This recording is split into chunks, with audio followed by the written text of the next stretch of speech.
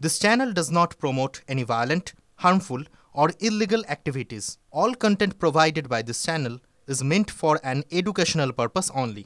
Cancer Healer Center, a new beginning.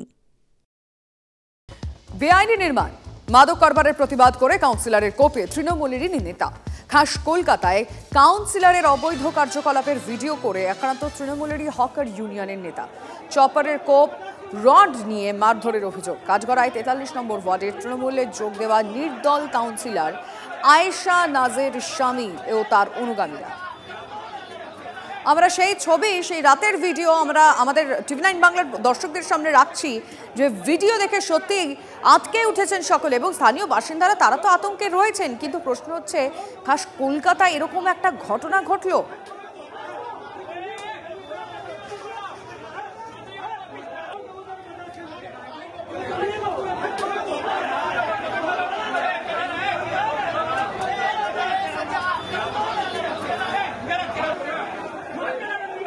इन लोग पूरा planning किए थे कि इसको लेके चलो वही 1 नंबर 30 बाजार स्ट्रीट का छत्ता में, और वहाँ से इसको नीचे फेंक देंगे और सीधा बोलेंगे कि मार के डर से कूद गया।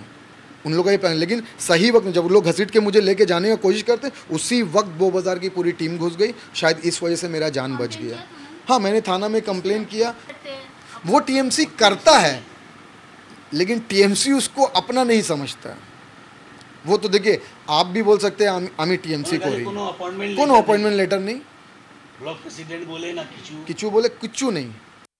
ये जो इंटरव्यू दिया कि हम इनलीगल काम को बंद कर देंगे, चाहे चरस परस जितना गांजा जो भी इनलीगल चीज़ होता है वार्ड में हम नहीं होने देंगे, लेकिन अभी नहीं, ईद के बाद रमज़ान हो जाए उसके बाद इसमें हम प्रोसेस में चलेंगे और चल के कंप्लेन करके इसको बंद करवाएंगे। ये चीज़ के लिए इसके ऊपर में 2-3 थ्रेडिंग आया कि तुम ऐसा मत करो, तुम इंटरव्यू क्यों दिया, इंटरव्यू डिलीट करो। लास्ट टाइम में इसको फ़ोन करके डायरेक्ट बोलता है कि तुम इसका डिलीट करो नहीं तो अच्छा नहीं होगा, और उसका तीसरा दिन ये अटैक हुआ। কথা বলবো আমাদের রিপোর্টার সোমা এই মুহূর্তে আমাদের সঙ্গে রয়েছেন। সোমা, পুলিশ কি এখনো পর্যন্ত এই সমস্ত যে লোকগুলোকে আইডেন্টিফাই করা যাচ্ছে কোনো ব্যবস্থা নিল? না দেখো, এখনও পর্যন্ত কিন্তু পুলিশ কাউকে ধরতে পারেনি, কারণ এখনও কিন্তু অভিযোগ যেটা সেটাই লিপিবদ্ধ হয়নি। অর্থাৎ যে ভিকটিম, অর্থাৎ যাকে মারধর করা হয়েছে, সে যেটা অভিযোগ করছে, গতকাল তারা গিয়েছিল থানায় এবং থানায় গিয়ে কিন্তু অভিযোগ দায়ের করার চেষ্টা করেছিল, কিন্তু থানার তরফ থেকে জানানো হয়েছে তাদের যে আজকে বেলা 11টার সময় তাদেরকে আসতে, এবং তারা যেটা বলেছে, অর্থাৎ যাকে মারধর করা হয়েছে তারা যেটা বলছে যে এই যে কাউন্সিলর তার যে স্বামী অর্থাৎ ইরফান আলিতা, যার বিরুদ্ধে অবৈধ ব্যবসা এবং অবৈধ নির্মাণের অভিযোগ রয়েছে, তার বিরুদ্ধে অভিযোগ করা হবে। কিন্তু আমরা দেখছি, দেখো, একটা তৃণমূলের যে গোষ্ঠী দ্বন্দ্ব সেটাই কিন্তু সামনে চলে আসছে। কারণ একদিকে যেমন কাউন্সিলর, তিনি নির্দলের হয়ে কাউন্সিলর, কিন্তু তার স্বামী তৃণমূল কংগ্রেস করেন। অন্যদিকে যাকে মারধর করা হয়েছে তিনিও তৃণমূল কংগ্রেসের শ্রমিক সংগঠন, সেই শ্রমিক সংগঠনের নেতা। অর্থাৎ তারা দেখা যাক পুলিশ কখন কি ব্যবস্থা নেয়। ধন্যবাদ তোমায়। সব অভিযোগ উড়িয়ে দিয়ে পাল্টা আহত যুবককে নিশানা করলেন নির্দল কাউন্সিলর আয়েশা নাজের স্বামী। তৃণমূলের হকার ইউনিয়নের নেতা শারিক আমানি বেআইনি কার্যকলাপের সঙ্গে যুক্ত, পাল্টা অভিযোগ ইরফান আলী।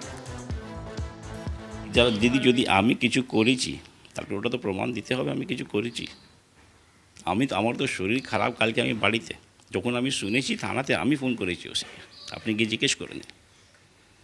একটা লোক বাড়ি থেকে ওর সঙ্গে দাঁড়ানি, যদি ভালো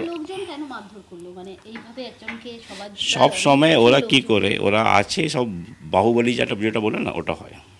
ওরা ওয়াইল্ড লাইফের মতলব যা ইললিগাল জিনিসগুলো সেটাকে বিক্রি খরিদ করে। যা স্নেক্সগুলো আছে, সাপ যা হয় ইললিগাল, ওর ব্যবসা করে। কাউন্সিলরের স্বামীর এই বক্তব্য সামনে আসার পর আমরা সজল ঘোষের সঙ্গে যোগাযোগ করি। বিজেপি নেতা সজল ঘোষ কি বলেছেন শুনবো। সবাই হচ্ছে তোলাবাজ, এই দলের সবাই চোর, মাথা থেকে পা অব্দি চোর, নয়তো এদের মতন লোকেরা দলের নেতৃত্বের জায়গায় পৌঁছতে পারে কি করে? এদের সঙ্গে পাশে গিয়ে বসতে হয় পুরসভায়, এটা আমার নিজেরও খারাপ লাগে। এরা সব কটা চোর, তোলাবাজ ছাড় কিচ্ছু না। এরা 26-এর নির্বাচন অব্দি শেষ অব্দি পৌঁছতে পারবে না, তার আগে এরা যেভাবে মারপিট করছে, এই ধরুন কামারাটিতে ওকে গুলি করে দিল, এখানে ওকে পিটিয়ে মারছে, মরেনি বেঁচে গেছে তাই হ্যাঁ, ভালো হচ্ছে, ভালো, আমার খারাপ লাগছে না, অনেস্টলি স্পিকিং আমার খারাপ লাগছে না। সাপুরের মৃত্যু সাপের কামড়েই হবে।